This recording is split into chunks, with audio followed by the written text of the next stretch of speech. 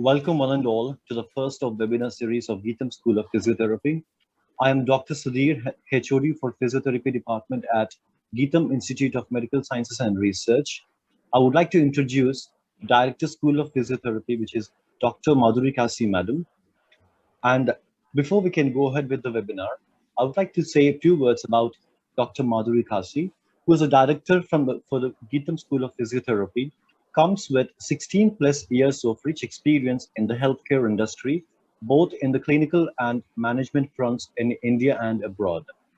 Dr. Madhuri has practiced as a physical therapist in different settings in Tennessee and Arizona, United States of America. After returning back to India, as a city director, she established Hyderabad branch of India Home Healthcare, an affiliate of Bayada Healthcare of United States. She further served at other home healthcare organizations such as Nightingales and Call Health, managing branch operations, strategizing development of physiotherapy, vertical including business development, training protocols, product design and development, and as a subject matter expert. As an entrepreneur, she is a co-founder of an online physiotherapy platform currently under development aimed at empowering PTs across the entire spectrum of physiotherapy. At Geetham, Dr. Madhuri is the founding director of the School of Physiotherapy. She comes with a vision to offer physiotherapy education that meets global standards.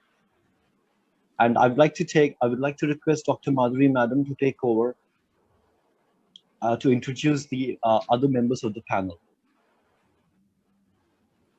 Sure.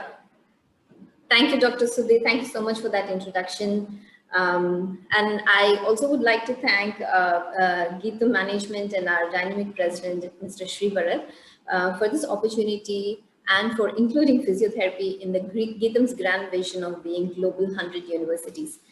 Geetham deemed university, with 40 years of excellence in education and training, has different disciplines and is NAC accredited, autonomous, and is recognized as a scientific and research organization by the Government of India. The institute has over 23,000 regular full-time students, about 1,200 research scholars, and over 90,000 students in distance mode from almost all parts of the country. It offers 245 programs at undergraduate, graduate, and doctoral levels, and different disciplines together.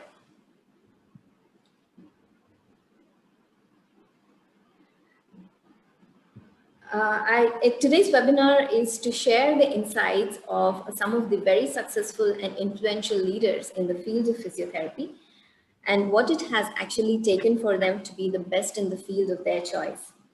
This webinar series, organized by Geetham School of Physiotherapy, which is also known as GSPT, is to look into the various aspects of PT so that the aspirants of PT are well aware of this career pathway. Today in our panel, we have Dr. Ruchi Varshney. Dr. Ruchi Varshney comes with 22 years of overall experience and is the director of Ruchi's Advanced Physiotherapy and Wellness Center. She is a treasurer at Indian Association of Physiotherapists and is also the national head for the IAPWC, which is the women's cell, with over 171 districts in the women wing, which have produced more than 1,000 low-cost professional activities in the country. She is a regular panelist in many of the conferences and TV shows for physiotherapy, and she is one of the first Indian physios to be featured in international magazines or Swedish magazine.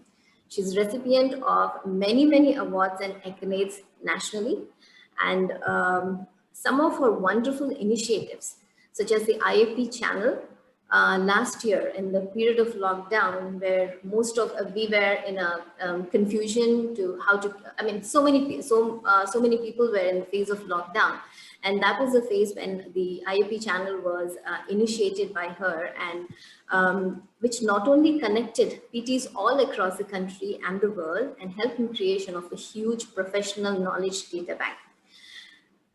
There was a wonderful initiative that she did this year to the COVID helpline, which not only offered support and help for the entire PT fraternity, but also benefited the patients and student communities as well.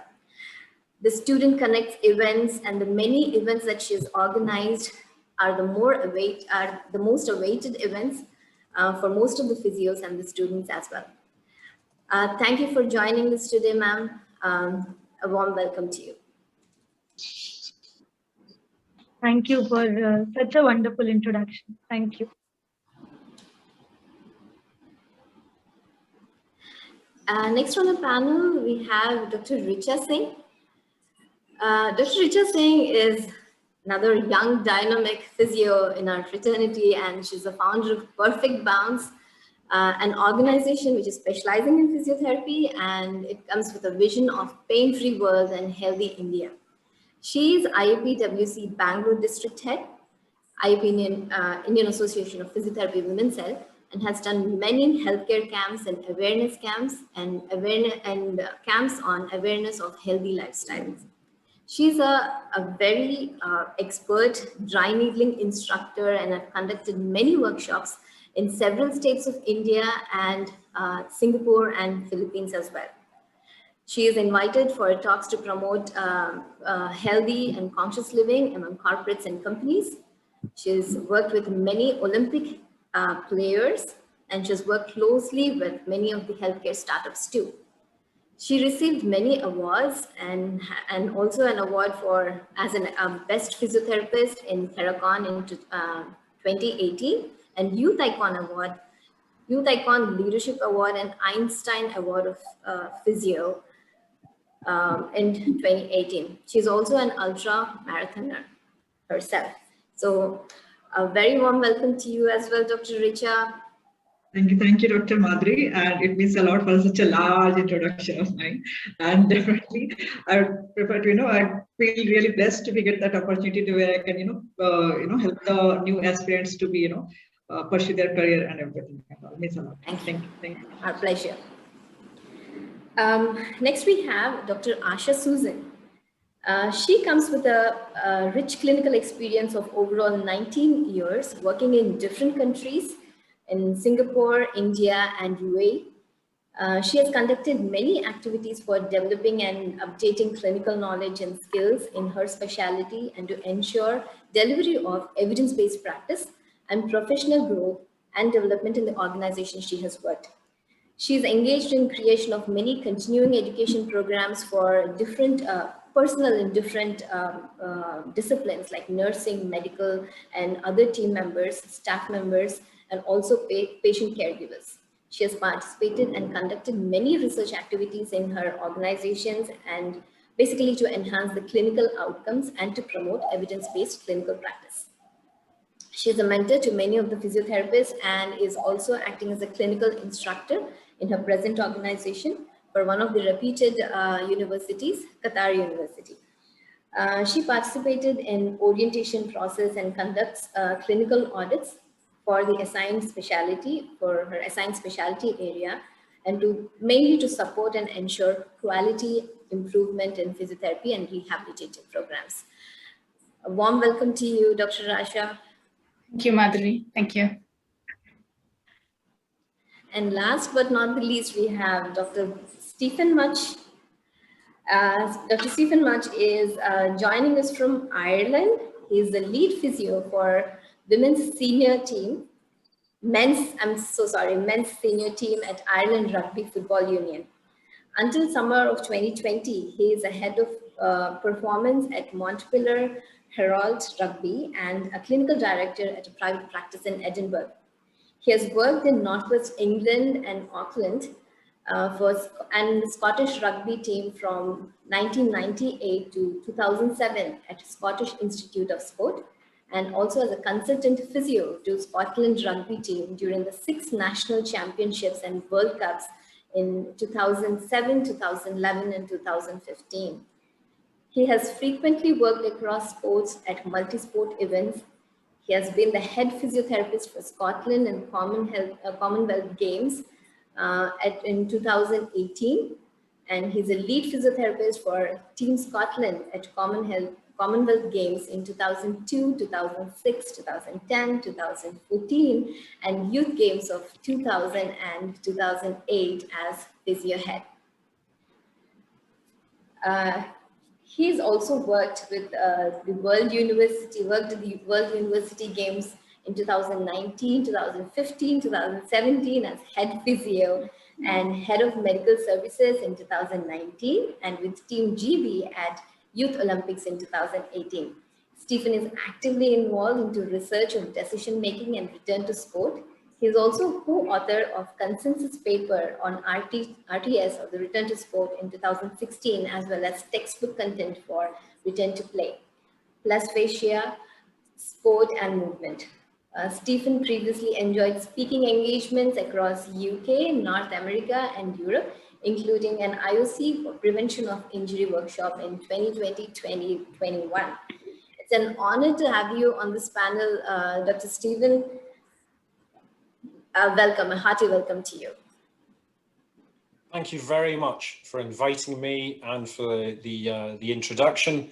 Across here in Europe, we're all thinking of India and the situation that you found yourselves in, and I just wanted to make that very clear at the very beginning and the outset. But I'm honoured to be part of this panel today, and I'm looking forward to it immensely. Thank you.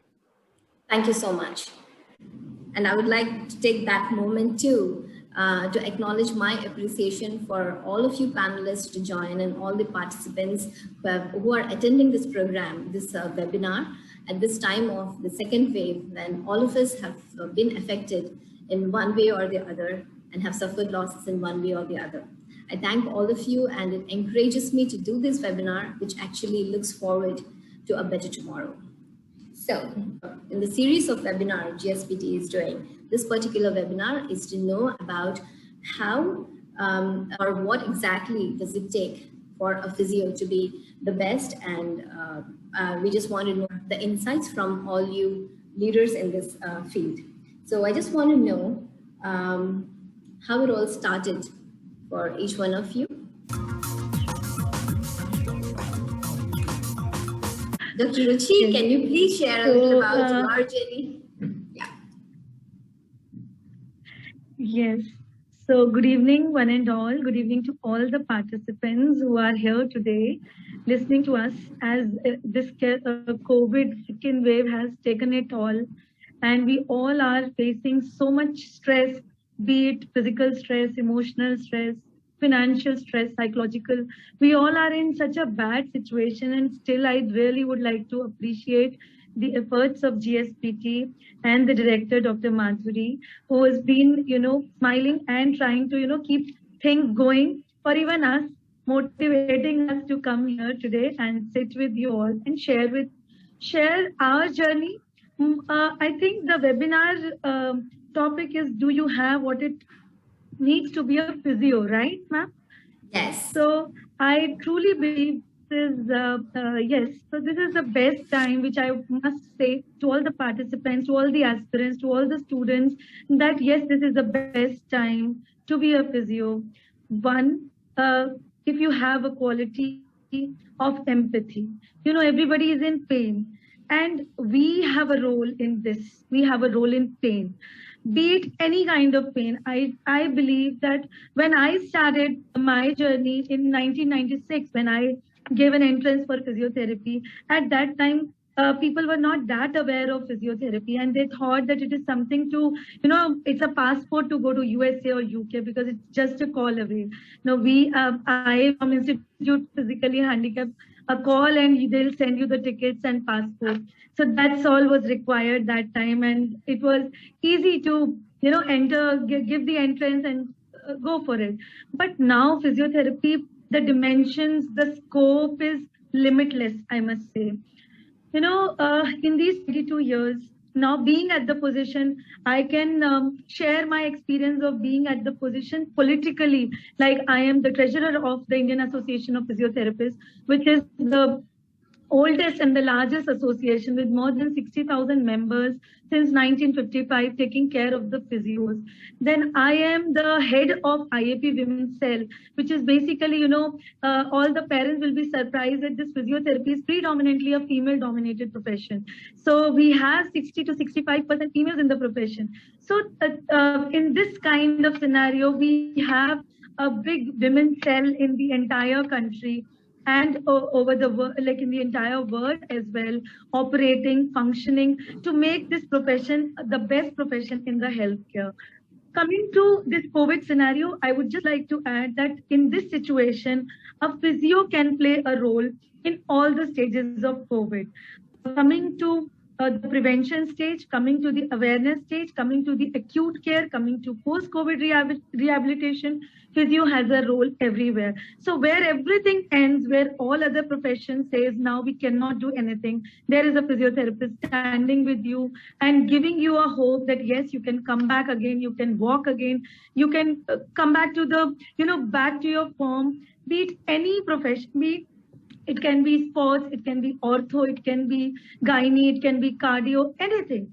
So I will not take much of the time because if I start speaking, I keep on. So I would like to ask other panelists to share their journey. Thank you so much. Patiently listen. Yeah. Thank you, ma'am. That's really nice to share your experience. And Dr. Richa, can you please share how it all started for you? Have you always thought to be, wanted to be a physiotherapist? Yes, definitely. Thank you so much, Dr. Madhuri. And yeah, definitely I wanted to be a physio, and that too especially in the sports, because I was very much of active in sports activities in my school time only. And but somehow what I felt, I could not get much opportunity in that direction, but I was looking something in and around the sports category. Then I thought sports physio would be the great opportunity for me, and that I was started searching from, I can say, about the physiotherapy from 9th standard only. And then means I will have to do this. Everybody asking, like, we just want everybody in the family and all, why you want to be in that direction, which I want to be. So they why don't you want to go for the sports surgeon instead of a sports physio? Then also I again differentiated over there, because it was a sports surgeon. Again, after the surgery, they have no connection with the, directly with the patients much. After a few follow-ups and all, I wanted to be more into connected with the patient and get to know how it helps them, and how till what extent our work can do. So that's the thing what I felt the difference. And definitely, as Dr. Ruchi has mentioned already, it's a limitless opportunity in this industry. The sky say, even the sky is not the limit. I say, beyond that something is there.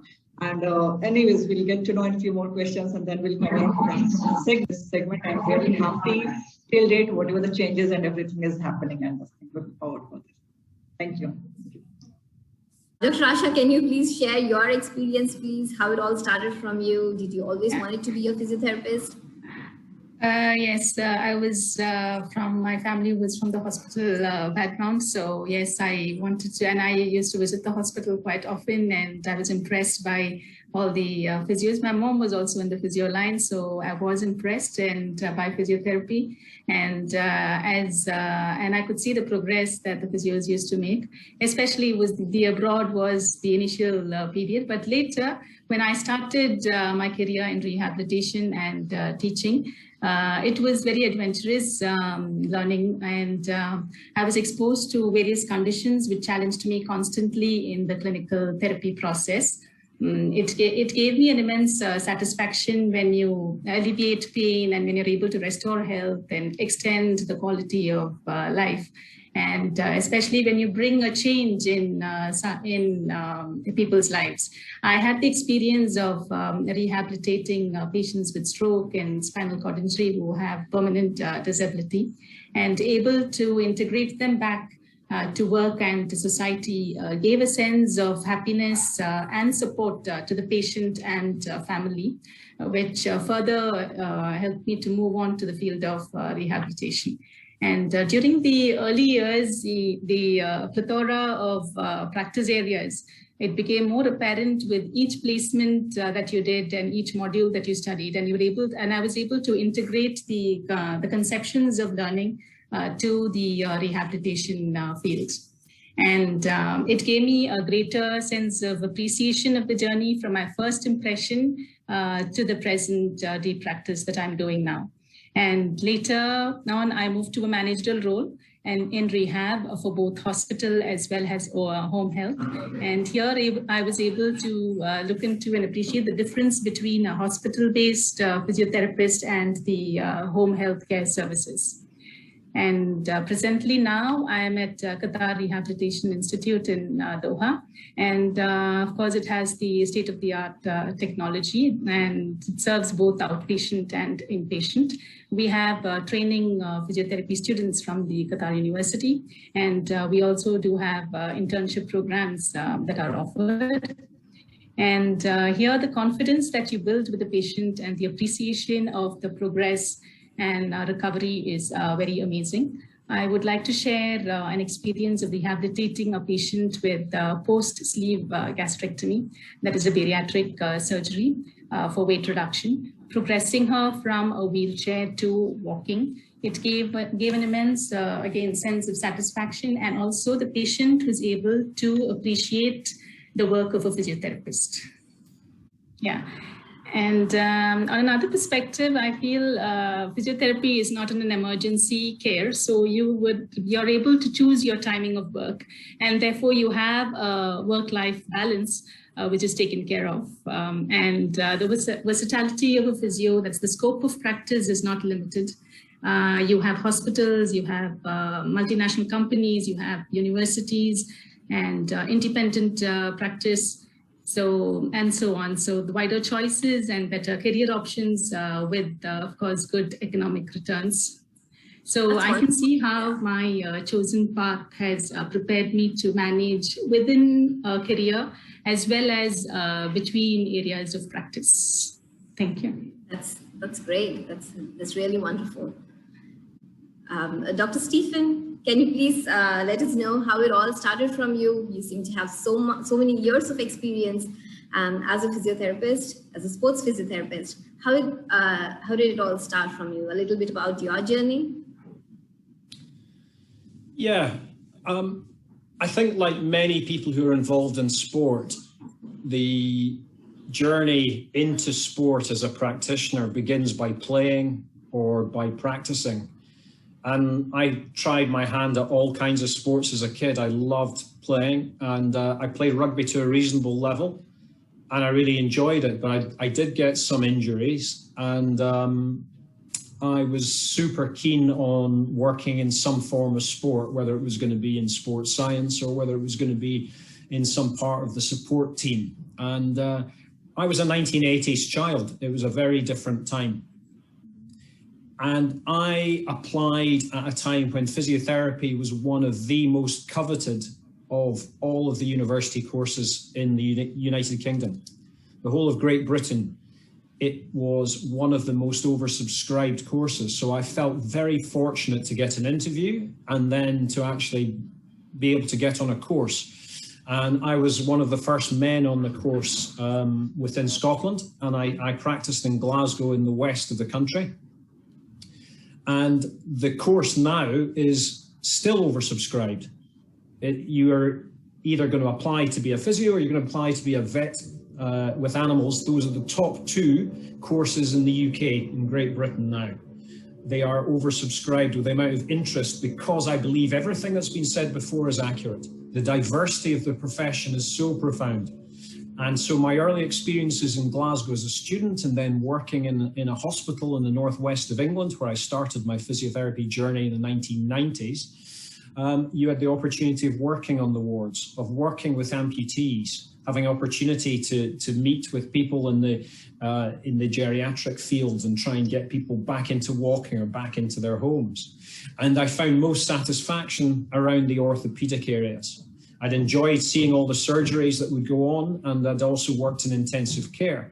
So I was able to add some of that joined up thinking to help make me think about how my narrowing would go, and alongside the sports injury clinic at the university locally where I was also working. So I was able to do some part-time work in a university sports injury clinic, and I was able to narrow my focus by working in orthopedics, gradually becoming more senior in orthopedics in the inpatients, and then I moved to New Zealand, and my journey took me there to work in an outpatient clinic where I experienced some other culture, and I also experienced working in outpatients. I returned back to Scotland where I was more senior in a position in an outpatient part of the hospital, working in the National Health Service here in Europe, in the UK.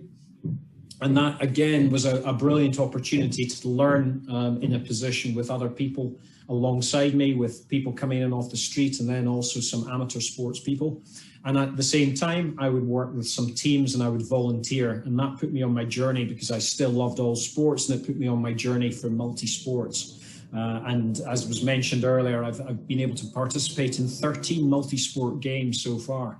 And I really enjoy working in that sort of environment, where you have an opportunity of seeing perhaps swimmers in the morning, and then you might have some track and field athletes in the early part of the afternoon. You may have to go over to one of the team sports, whether it's volleyball or maybe it's water polo in the late afternoon. And then when you come and do your evening shift, you might have something like the football or the rugby players coming in, or you may have to pick up again some of the athletes who've competed early in the morning in fencing perhaps, or in shooting. So it just gives the wide spectrum, and that's what I've loved throughout my 30 years as a physio, is the wide spectrum, challenging me, letting me meet people. And I would say for anyone interested in sports, we're treating humans who happen to be good at sport at a certain part of their life. And that's all. They're still humans. So the actual understanding of the psychology doesn't really change too much. It's the context that shifts. Our understanding of pain changes, and it's the psychology and the context relating to that that's super important. So the last 20 years I've been in professional sports, which has allowed me day-to-day contact with athletes and being able to experience how we deal from the acute situation right through with injury to returning athletes back into their sport to at least as good as they were previously. And again, it was mentioned that I was on the consensus for the return to sport, return to play in 2016 that was published in the BJSM journal. And that was another way for me to express myself and look at how do we return athletes into running, athletes back into the court or into the pool, and ultimately through participation into performance. And that's really where I moved in France, was performance sport, where I was looking at sport, analysing many things apart from just physiotherapy. But I had sports scientists working under me, I had strength conditioners working under me, and I had doctors working under me, so that I would be able to bring all of those disciplines together. And I believe by working in the hospital first, I had a really good exposure to working with different people from different professions. So I still believe that the lessons I learned there 20-something years ago have let me be a better practitioner in sport now. And that's where I am. The stadium in behind me is the national stadium for Ireland. And this is where I work with the men's team when they have matches. And the rest of the year, I work with women's and sevens, the physios and the staff there. I try and work with some of my bosses to enhance mentoring and leadership. It's amazing, amazing journey. It's so much interesting and inspiring to all the physios. And it's such a wonderful role to be in the physio or in the sports arena. So thank you for sharing that experience, Stephen. And going forward, how do you see physiotherapy changing? Like, what do you see? There has been so much of evolution in the years. The scope of practice has been increasing, has been changing. And how do you see the physiotherapy changing in the future in your area of practice? Dr. Ruchi, can you tell us a little about what do you anticipate for the future? Anticipation for the future. Before that, we have to see what is in the present. I feel in the past 10 years or 20 years of our work, physiotherapy has evolved primarily because the people who are into the profession have changed the dimensions, exploring each and everything. Meaning, I remember in 2000, I was heading one hospital and I was the only physiotherapist, and it was a multi-speciality 100-bedded hospital. I was a single physiotherapist running around between all the departments, handling each and every, query, meaning even the gynae wanted me to be there in the, outside the labor room. They will be discussing that, okay, help her breathe in, breathe out. Then anesthetist will ask us, "Arey, clear karo, get it done fast," so that clearance for operation. Orthopedic surgeon used to call us, "Physiotherapy, please help them out, strengthen the muscle." So the role was that time also. But then, yes, with the kind of, like the panel is sitting here, like the brain in the profession is such that the physiotherapy, the dimensions are totally, I said limitless. There is no stopping to it. Coming to future, we have, just to make everyone aware, that the National Commission for Allied and Healthcare Professional Bill is now, it's in the Gazette, and it's been passed in the Lok Sabha and Rajya Sabha, and it gives Indian physios to practice independently. They give us the right to assess, to diagnose, to investigate, to get the investigations done.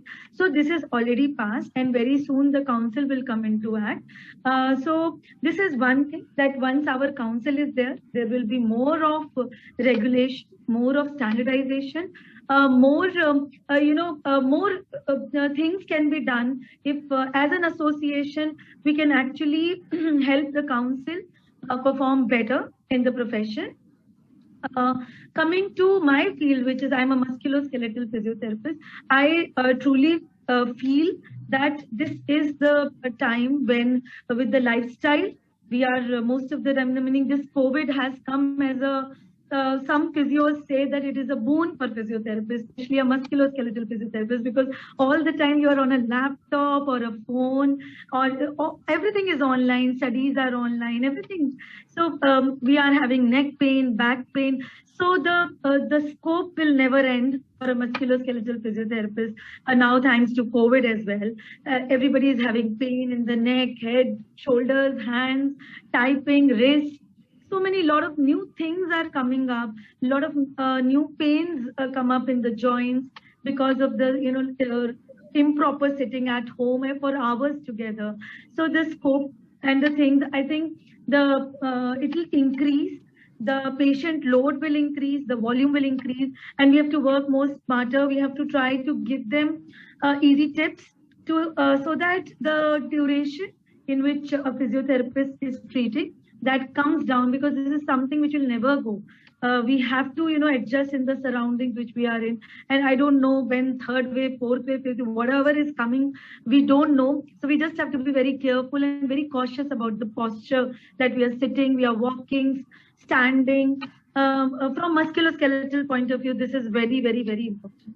Thank you. That's right, ma'am. What do you see about now that autonomous practice is here? What do you see the scope, or what do you think are the possibilities for the future therapists who will be graduating? It is, many a times physios were earlier scared that there may be somebody coming from an Indian Orthopedic Association or some other association stopping us to practice. But now with this thing in hand, once physiotherapists pass out, we have a 6 months internship, and I hope very soon with this council, we have proposed for 1 year internship for physiotherapists. So with this, with 4 year plus like 1 year, we have all the subjects which are in MBBS. Our hours are good, meaning our credentials are good. So I think we would be able to practice as well. We would be able to prove our mental as physiotherapists to other medical professionals. When council is there, when association strong is there, you would be able to, after passing out your graduation, your post-graduation, your PhD, it is again an open sky, a limitless sky. You do anything you feel like you want to be in academics, go for it. You want to be a clinician, entrepreneur, try to build up opportunities for others, go ahead. I think there is no stopping now with this kind of things in hand. That's amazing. All other panelists will also agree to it.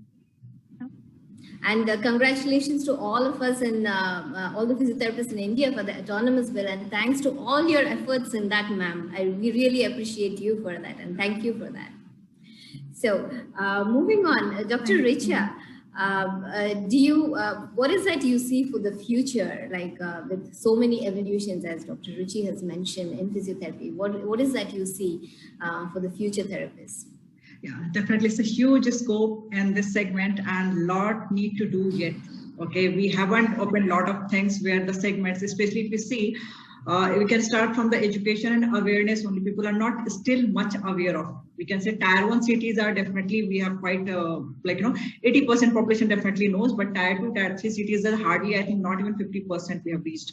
And the same thing, if you can say, take the example of the COVID-19 only. I remember the last time when the first phases happened, 2020, in villages and especially the remote areas, they were not even understanding the value of the mask and hygiene and everything. They thought, okay, this is nothing, it's just a rumor and all those things. This time when it has entered that market, that segment, then people have realized the same thing in the physiotherapy. 10 years back, if I see, people are much understanding what the physiotherapy, what the only exercise or massage something. It's like a really last priority for them. Now they understand preventive means if doctors, even the surgeons suggest their surgery, then they first prefer to visit first a physio to go for a surgery before the surgery. They take, call and directly. Earlier, it was very much of a dependent segment, you can say. Means when the neuro or ortho or any pediatrician will refer to the physio, then the case will come to us. Right now, it's not that. Patient directly can visit, and now they understood this is not the dependent segment, this is absolutely individual segment. They come first to our, when we refer to the, okay, no, I think this is more than physio, you might need to go for an opinion for the surgery or something, then they go for that one. Okay? Just absolutely a lot of perspective has changed. And as we say, our segment is divided into preventive, curative, and rehabilitative. So each and every segment has a huge opportunity. If we see same thing happened last year, we are talking about the COVID, we were more of preventive side, okay, as much as we can escape from this one. When this time it has come, it was more of curative segment, you can say. So then only rehabilitative need to jump. So what happened, this segment, this time hospitalization was much more higher than the last. That's what it has become much more problematic for us. And as many hospital experts and as they have mentioned, each and every time, if something load is much more higher, the patient admission was getting much more higher. No one country can control this one. Same thing happened. Physiotherapy, what happened is still lot of, we can control the healthcare cost exactly, can say. We talk about the Indian GDP, we spend only 5.6% for the healthcare. I'm talking about not only physio, the whole healthcare scenario in India, where the US is spending 18%. But what was the difference if you see? Why don't we understand our population and the US population? We have to understand that perspective. And any country which is spending much more GDP, that doesn't mean they are the great country. I'll tell you difference means healthcare is not something everybody would love to go to the hospital or physio, anybody. This is something at the last it should be. But as we can focus in the physiotherapy, the segment where we can control the preventive side. We have a lot of work to do in the preventive. Why don't we focus first on the preventive? Until now, what the image in the physiotherapy segment was much more of the after the post-surgical cases, or when somebody refers that means it has become to the curative and the rehabilitative segment was much more. Right now, whole world is thinking of the preventive segment, more of health, food, etc. Exercise can escape, healthy exercise and fitness would be, you can escape from the hospitalization and everything. And a lot of comorbidities also you can control. So the perspective has views huge, and even the, we can say now, internet segment, what is, it's like booming industry last 10 years. People have a lot of information about the physio also. Yet a lot of research has been done last 10 years. Still, we need to do a lot of much more research, and the government should spend money, or we can say that one. Other thing is healthcare insurance is still in India. I'm not sure about each and every country, but definitely in India is not yet captured. So that is the one thing patient have huge question. If I think if healthcare insurance in the physiotherapy also will come up, it will be a great, change in the scenario. It will change the whole scenario of the physio segment.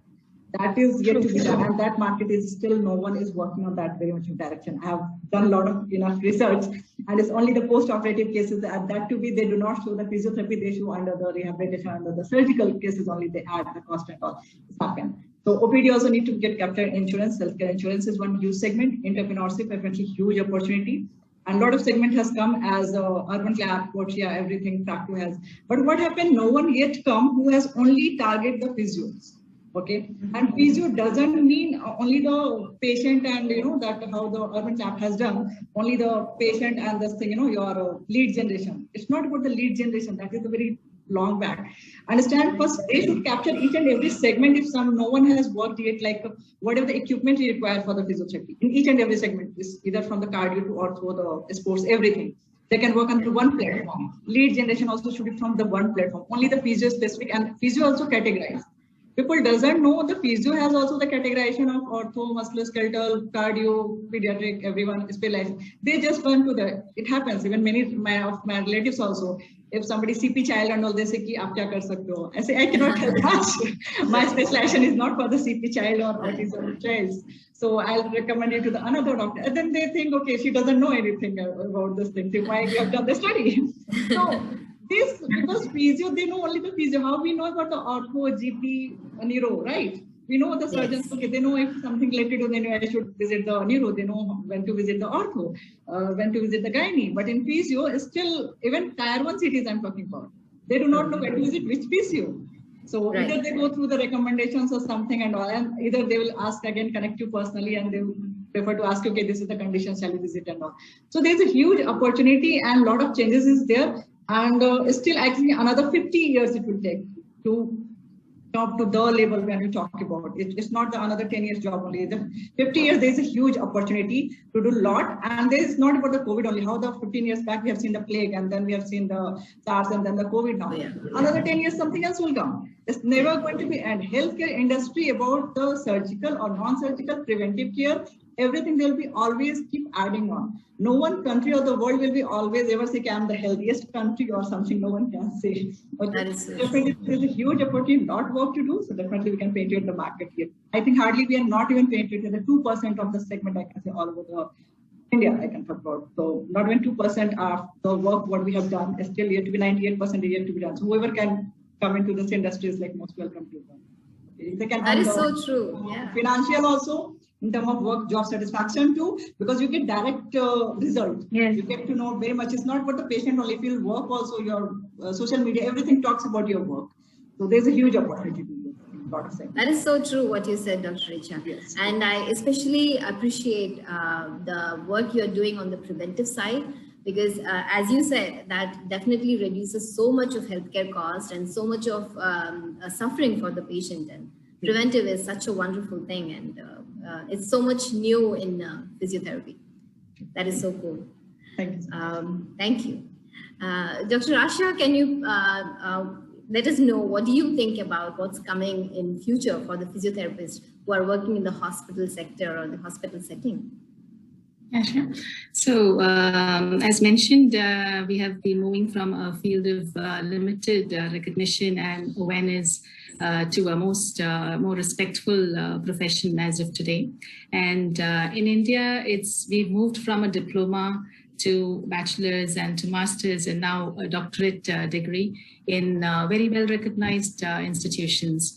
And there is development of more specializations, as Dr. Ruchi has mentioned. That is, we have moved from generic to super specialization, and now to even micro specialization. So there are various areas that the physiotherapists have aspired into, like aquatic therapy, hand therapy. You have mental health, and when you move into neuro, you can become a stroke specialist or a SCI specialist. And ortho, you have back pain or arthritis specialist. So these are various areas of scope for future aspirants. And in the hospital setup, the role of a physiotherapist as part of the multidisciplinary team is becoming more vital, where the physiotherapist plays a role in terms of the admission, the discharge, the length of stay of a patient is in the hospital is determined by the physiotherapist also. And physiotherapists, they also play a role in important clinical decision making and clinical strategies with the multidisciplinary team. And it has improved from a source of delivery of treatment to becoming an important part of the rehabilitation care, is what I would say now. And after the acute care of recovery, the most important life-changing role is of a physiotherapist. And this has been vouched by the medical fraternity. And then development of clearly defined protocols for specific conditions for treatment, evolving of clinical practice guidelines, is also happening now and in the future. And care has also progressed from hospital setting to home care and tele-rehab, which is of the trend now. And you have specific outcome measures pertaining to conditions which lead to clearly defined goal setting and measure of progress of the patient, which gives quality outcomes for the patient and can also be objectively measured. And the treatment protocols are also on evidence-based practice of care. So I think these are the few areas for future. That's in wonderful. terms of the That is hospital exciting. side. Yeah. Yep. That is exciting. Very much clinical. Thanks for sharing that. Dr. Stephen, can you let us know what is in store for future in the sports side of physiotherapy? What do you think is in store? I'm just going to really focus on two areas. And one, I suspect we will touch on repeatedly based on the experiences of the previous year. And that is essentially the opening up of the internet for all in a way that we are able to effectively see two areas that have fundamental potential going forward. One is education, and the second is collaboration. And I think today is an evidence of collaboration that's occurred via the internet, at least in the first form. And education can be formal or it can be informal. And I think there's a lot more opportunity for informal practice now via the plethora of social media that exists that allows you to follow up directly from people you follow. There's an exciting brand new app called Clubhouse, which I think will really change how people like us in the physiotherapy profession can interact with other professionals and other people, because it's an audio app that allows you to listen and tune into people at specific times with 300,000 radio show type events every single day. So I think the internet opens up that form of informal, that opportunity for informal learning, along with checking out YouTube clips, opportunity for tuning in potentially to more formal forms of learning in symposia and courses. And I think within the sports field, this has become really, really interesting, because we do have that opportunity when we're on the road, when we're between games perhaps, to actually capture what's happening in Australia, or what's going on perhaps across in North America, what some of our colleagues might be doing in another sport like handball, for example, that might have impact on our shoulder population. So I think that form of the education has really opened up after this last year, and I think that's only going to increase going forwards. And the second area is that collaboration. And I think there we've got opportunities for mentors. We've got opportunities to have a real leadership strand to our learning. I think there will be projects that are forthcoming based on the internet where we can make connections, and we're able to actually start looking at having organizations meeting and consulting. And then there's the other opportunity for actual consultations with experts. With the growth of 3D printing, for example, I would see there being opportunities for there being consultations and then potential for 3D printing for the likes of orthotics. And that might be something that becomes quite exciting going forward, where there's real custom spec for this. The other area that I think we will see much more of is based around tech and wearables. Because I think it was mentioned earlier by at least two other people as the measurable outcomes for goal setting. And I think that becomes super important for our profession, and particularly within our sports. But we are often early adopters, and my goodness, we get fed an awful lot of information and a lot of product to try early on. Much of it doesn't reach the next stage. But I think wearables will become a big feature. I think we will see more in terms of the use of force platforms and a way of looking at kinematics and kinetics. I think we'll see more sensors and the opportunity to actually get far greater degrees of range of motion analysis, for example, in areas like the spine. And when we come on to talk about how the profession's evolved recently within sport, range of motion in the neck becomes super important for our traumatic brain injury population. And I think we'll see more load cells and dynamometers, so we get a lot more high quality data and information. The question is, how do we use that data? It's only as good as what we use it for. And I think slightly away from the actual tech side of things, I think we'll see more in the way of wellness monitoring and well-being. And I think that will be not just for athletes and for even our weekend warriors, but I think we'll see that across the board in terms of staff and potentially professionals, where we'll actually be wanting to actually chart the well-being for them and see how they are managing through their weeks. And that will have impact for our managers and our leaders as well. So that would be two main areas, I think. the internet access and the explosion potentially through education and collaboration, and then measurable outcomes, the kit, and then also the environment. Can people use it in the gym? Can they use it in the clinic, in the hospital? And also there's more potential for people to be tracking themselves and to be monitored when they're doing it at home as well. So that's measurable outcomes, internet access. That is so exciting. Wonderful to hear all of that. And it is so interesting listening to that and the applications of those devices in the regular practice. Because I think we will be running out of time and we have very short time, I will quickly go through the next and the last question for today's webinar, which actually is, what does it actually take to be a physio?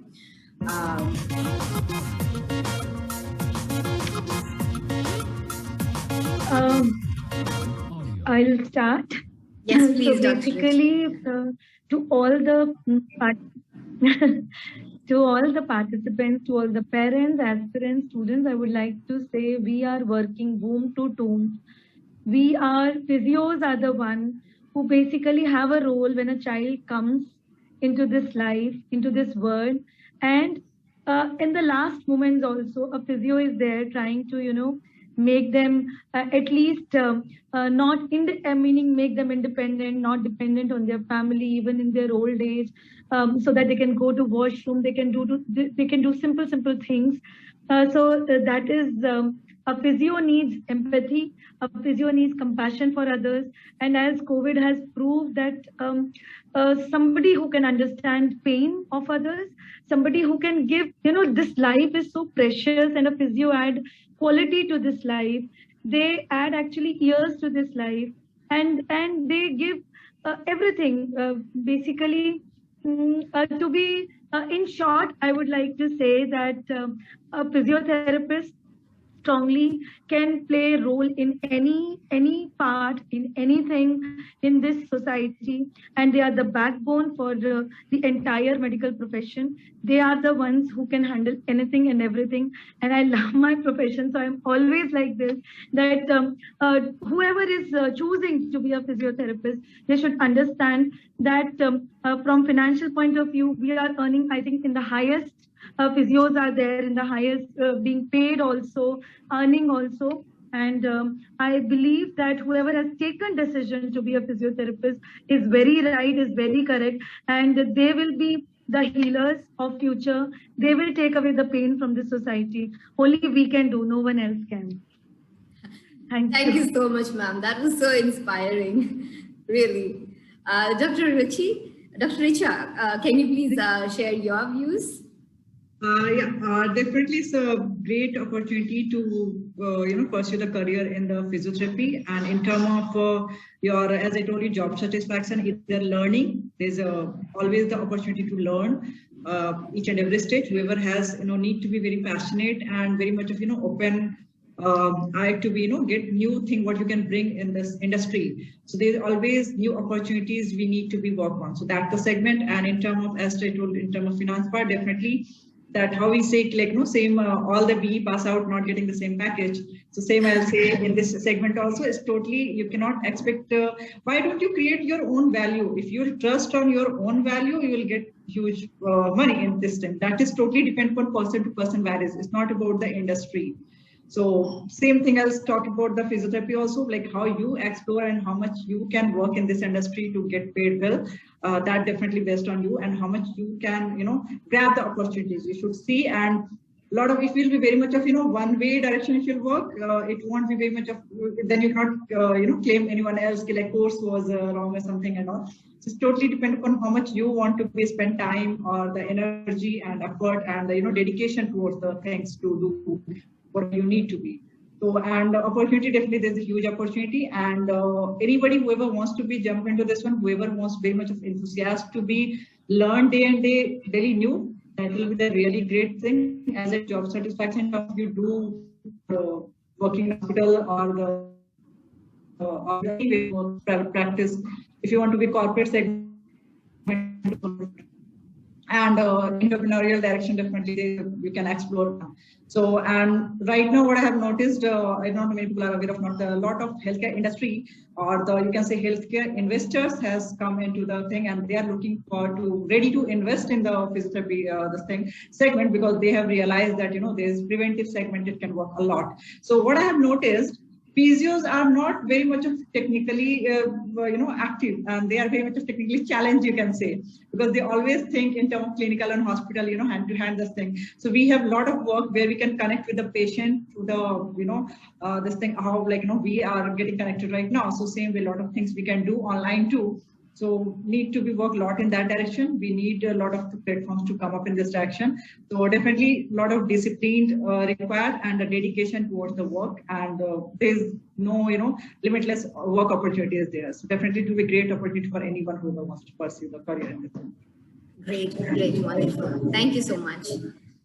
Dr. Asha, can you share your thoughts on this, please? What does it take to be a successful physio? It is covered, and I feel you need to be able to, the ability to connect with people, and you should have a caring attitude and good decision making and analytical thinking.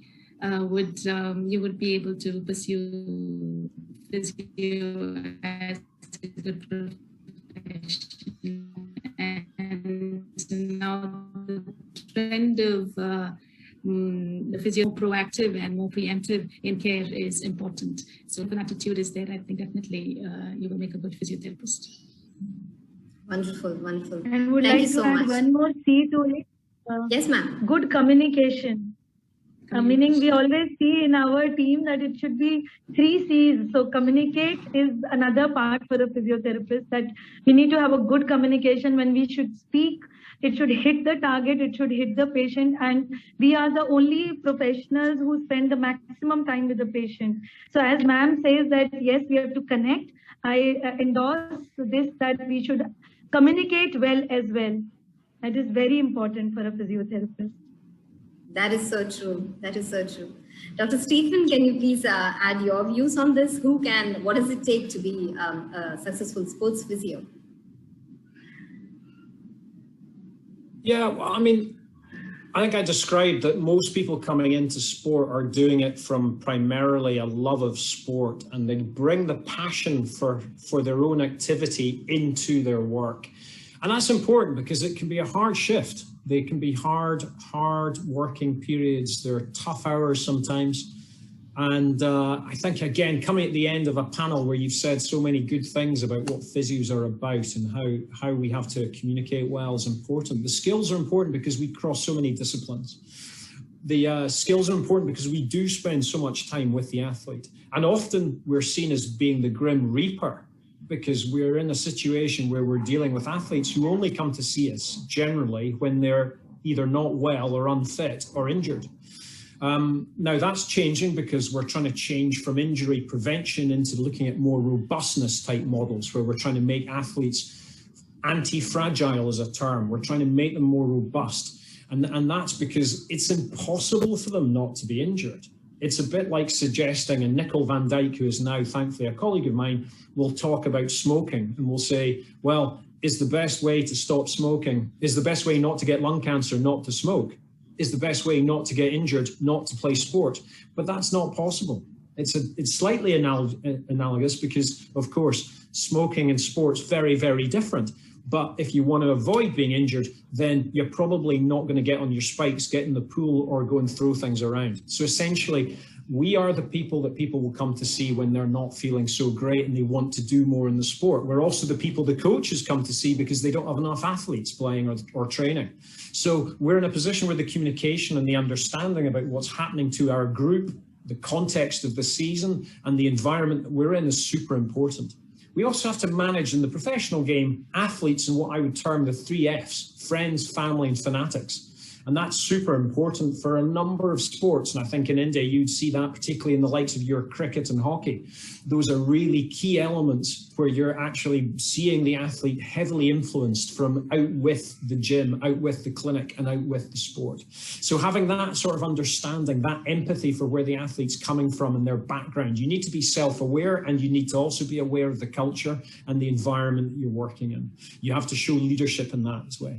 I think we also need to have a really good knowledge base. That's super important. Without having the foundations, without understanding physical literacy, we're not going to be able to appropriately move people through rehab. We're not going to be able to load appropriately. And one of the areas we were going to talk about was how's physio changed in the last 10 years. And I would say appropriate load management has become a really hot topic. We now understand probably more than ever that humans are designed to move. So it's about how do we appropriately move people? How early do we move people after surgery or operations? Or how quickly do we move them after injury? Because it's almost certain that movement is key. So knowledge base is super important, and that allows for our enhanced decision making, because decision making is part of the critical aspect of any physiotherapist's armory, but particularly within sports where you're very often time bounded, especially in an acute setting. And in a return to sport, you've got to have an idea of the global needs of the athlete in their return by the time they come back. So also an appreciation of what their normal degrees of freedom are within the sport, and what they need to be able to accomplish when they come back onto the training pitch and then the match pitch is super important. And so from that, a broad understanding of the likes of physics, motion, movement and mechanics is really helpful, but you can develop those sort of skills. So being able to stay curious for your entire career is something that I would encourage anyone who's got an interest in sport. And finally, I suppose life's about opportunities. And it's weighing up the opportunities that come your way, and then accepting you've got to weigh up the risk and the benefit to you taking on any position, because there will be impact on you and your family. There will be impact upon what you're going to be doing from a day to day. And there's impacts around some of your broader goals like research and innovation, which are something very close to my heart as well. I want to try and bring legacy to some of the work that I've done over 3 decades, but also try and go forward with a kind of innovation and horizon scanning of what's best practice around the world. So those would be the key areas. Work on your soft skills, develop those communication abilities, develop that broad knowledge base. Every time that you're picking up an opportunity for learning, use it.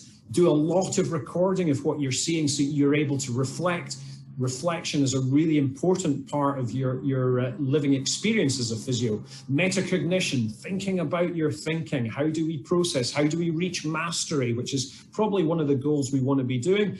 And also have an open mind to what's going on, what's new, and being able to critique it. So having a really good grasp of the research methods right across sport and sports science would be really helpful.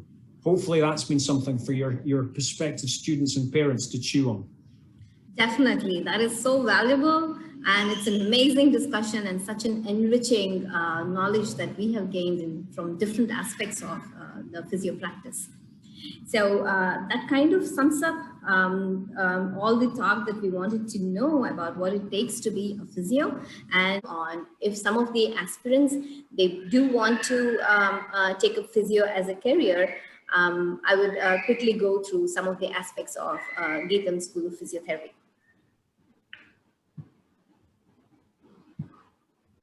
Geetham School of Physiotherapy is within the campus of GIMSR, which is the hospital. Geetham Institute of Medical Sciences and Research is popularly known as GIMSR, is established in 2015. This is the in-house medical college, and is a multi-specialty teaching hospital with multiple advanced departments and experienced faculty and doctors. And Geetham School of Physiotherapy, or GSPT, being established with so many institutes in the campus and world-class infrastructure. This is being established in 2020 with a vision to impart global standards of education in the field of physiotherapy. At GSPT, we have the curriculum we opted is the outcome-based curriculum with a world-class infrastructure and expert faculty, not only from the industry, but also from different parts of the country and also the world. And we have collaborations with some top universities from different countries as well, and also industry collaborations, as most of the panelists were mentioning. Collaborations are an important part of the learning. And as a university and also GSPT, there is a lot of focus on research and innovation. And for the people who would want to know more about Geetham School of Physiotherapy or GSPT, we are offering Bachelor of Physiotherapy at this time, which is 4.5-year course, 4 years of study with 6 months of internship. And the eligibility of admission and the process of admission, you can find it in the website. And also about information about the scholarships is also available on the website. So I hand it over to Dr. Sudhir for the vote of thanks. I thank all the panel members to be joining today and all the attendees who have participated in this webinar. Over to you, Dr. Sudhir. Okay, madam, thank you. Hello, once again, I'm Dr. YK Sudhir. I'm here to present the vote of thanks for our today's webinar. I would like to thank Dr. Madhuri Singh, madam, our director, Geetham School of Physiotherapy, to organize this webinar, which will help enlighten students to understand the importance and scope of physiotherapy in society today. And I take the privilege in thanking our panelists, Dr. Ruchi Varshney, madam, Dr. Ruchi Singh, madam, Dr. Asha Singh, madam, and Dr. Stephen Much for giving us their valuable time in sharing their experiences, thoughts, and suggestions in spite of their busy schedules. Most importantly, I would like to thank all the students who attended this webinar in hoping to carve their future as physiotherapists. Wishing you all the very best and have a nice evening. Thank you. Thank you. Thank you so much for attending today. Have a wonderful weekend, all of you. Thank you. Thank you, Dr. Madhuri. Thank you. Thanks for inviting me. Thank you. Stay safe, everyone.